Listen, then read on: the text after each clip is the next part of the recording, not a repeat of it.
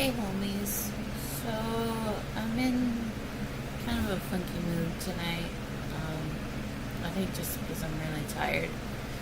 But I wanted to just heads up about what's to come because I figure I'll probably be making videos about it later, and then I'll be like, oh, I've never mentioned that before.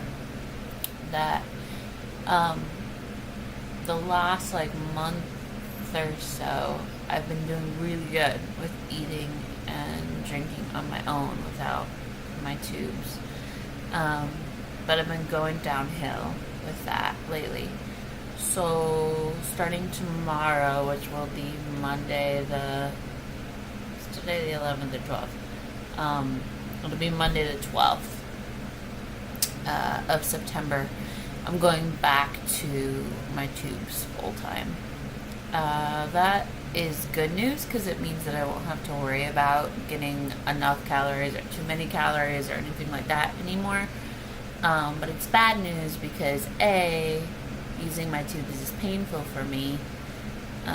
B, it can sometimes, depending on which tubes I'm using, cause some brain fog. And it also tethers me a lot more. So I'm not able to do as much as I normally would be able to. And usually when I'm hooked up to my tubes, I don't really like activities at all. Like, so even other things coming to me instead of me going to it doesn't really work either. So, I'm really hoping that I'll be able to do nutrition and fluids through the tubes for like a couple of weeks and bounce my nutrition levels back up, and then maybe try doing food and drink again. But that's pretty optimistic.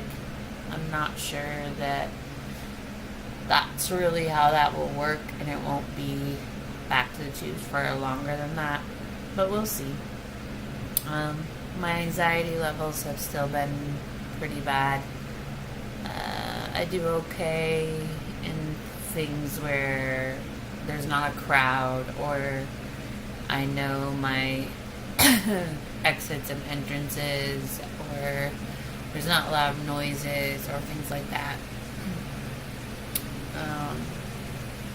But weird little things can set my anxiety off.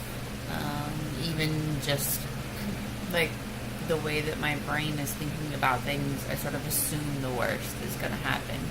Even just in everyday scenarios, not necessarily like being out and about. And that's getting hecka annoying. I am not enjoying that at all. Because I know that those thoughts are ridiculous. Like, I know that so-and-so would never think that about me, or so-and-so would never do that, or, this scenario isn't going to play out that way, but my head just will run it like that, especially when I'm tired, or if I'm already slightly upset about something else. So even people saying things to me that aren't at all negative, like nothing's negative about them, like my brain will somehow sort of turn it to be negative, which is not good, not healthy at all. And I know that my brain is doing that. I can tell because it's different times of the day depending on my medicine cycle.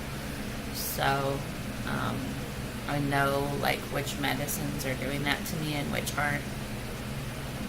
So at least it's helpful to know that I'm not completely crazy and it's just the meds doing that. So yeah. So the next couple of weeks could prove to be a little bit, difficult. I don't have any tests or anything like that coming up. I just got back from the Cleveland Clinic on Wednesday, and they didn't really have much to say. They ran one test and then did a bunch of talking to me and asked me to come back in December.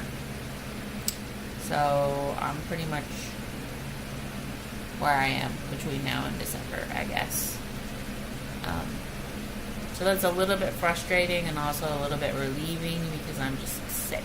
of doctors and hospitals and tests and trying to explain myself, and it was getting to be a lot.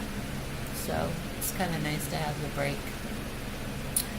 So yeah, there's my update. God is faithful. I have good people in my life that love me. I have a painting that says Bob Dylan doesn't get you. So, what more could a girl ask for? Staying alive, listen, girl.